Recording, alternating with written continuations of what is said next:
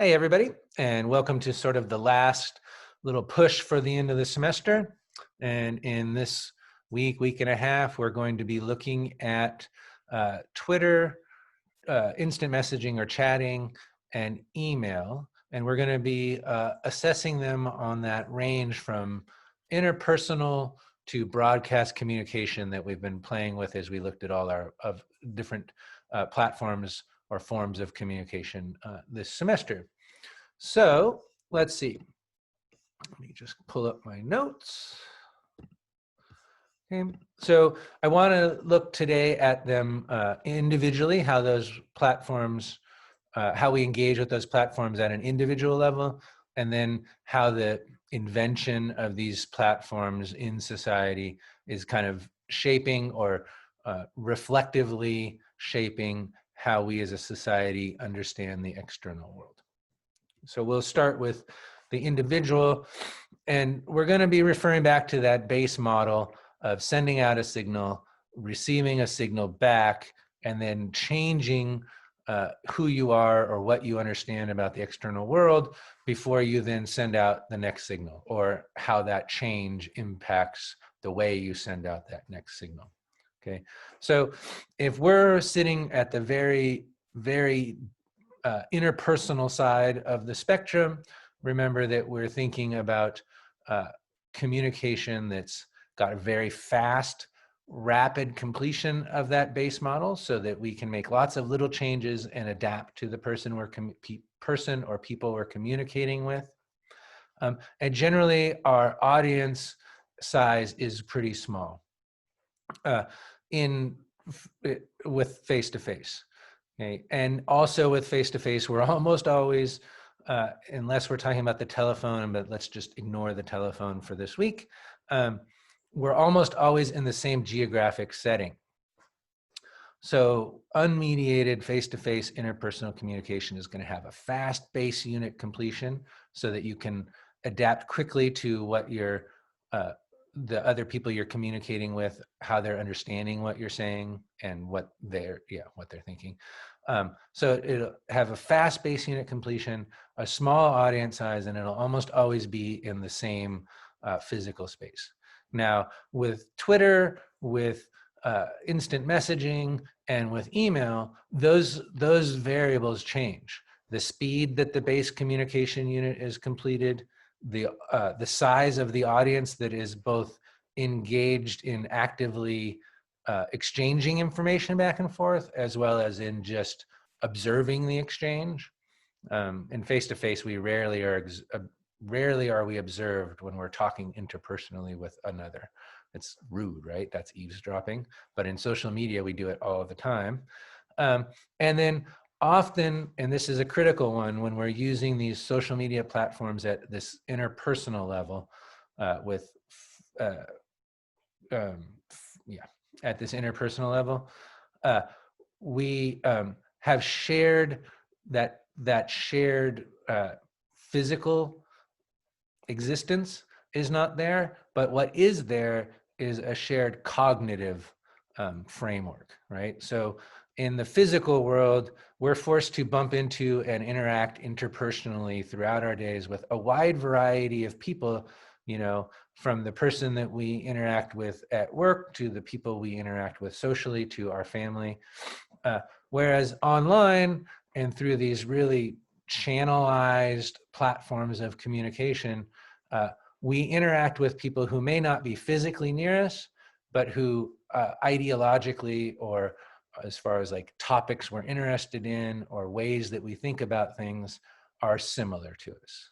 So it's a shift from physical closeness and a slightly broader diversity of ways of seeing the world to physically dispersed, but very strongly cognitively tied relationships. So that's kind of how we use it individually.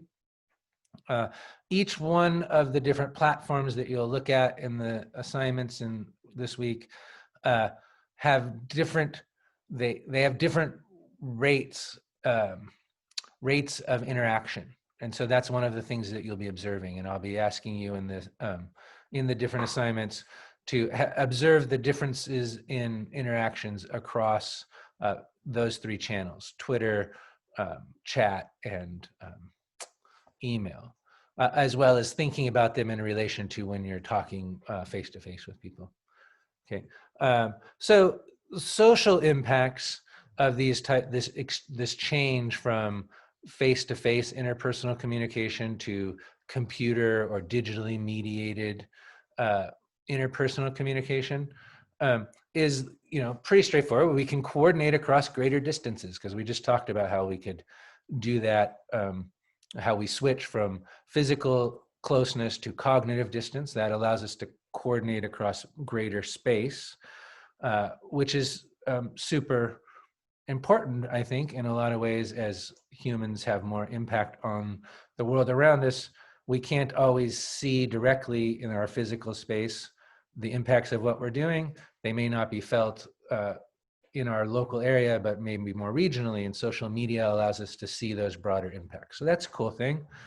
So that lets us connect to bigger issues, and it has the possibility to let us connect to more diverse audiences, right? More people are accessible to us from more different ways of life.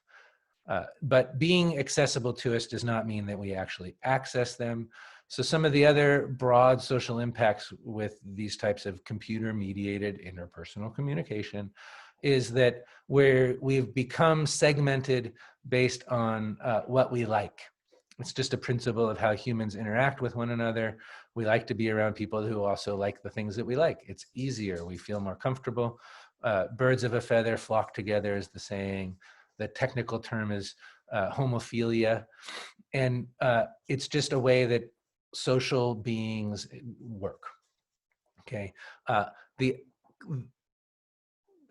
And so the ability to search topics and search based on our interests through all the possibilities out there on the internet means that we naturally narrow our diversity on our own doing that, unless we pay close attention to it. And then additionally, all of these channels or platforms are corporate entities, right? They have a financial interest in getting us to stay on their platforms and engage in their platforms so that we can see their ads or whatever other business plan they have. So they've designed their applications to feed us information by people that they think we'll like, because if we like it, we come back. Those two things cause segmentation, and that's problematic. No matter what side you're on in a segment, if you have to work on the whole, it can be very difficult if we're stuck in our segments. So those are kind of the big sort of issues around these kinds of computer-mediated interpersonal communication channels. And the things that you'll be looking for in this week's activities, and as you read and reflect on the resources that I've posted, are the size of the audience that's impacted by the communication and the rate of exchange back and forth between them. And remember, more broadcast-oriented communication has a very slow rate of exchange, where interpersonal is very fast, allowing for the communicators to adapt to one another quicker. So you'll be looking at that speed and size of these different channels, and we'll take a look at each of them. And there's more information on how we're going to do that in the resources that are listed in the activity here, and then the observation activity that you do. And then lastly, the observation activity that you do, the information from that activity will be used to complete the quiz and discussion board that'll be posted tomorrow. All right, enjoy, and please email me with any questions or thoughts you have on it. And remember that you need to get signed up for a third speech review later this week, and check the Blackboard announcements for the link to do that. All righty then.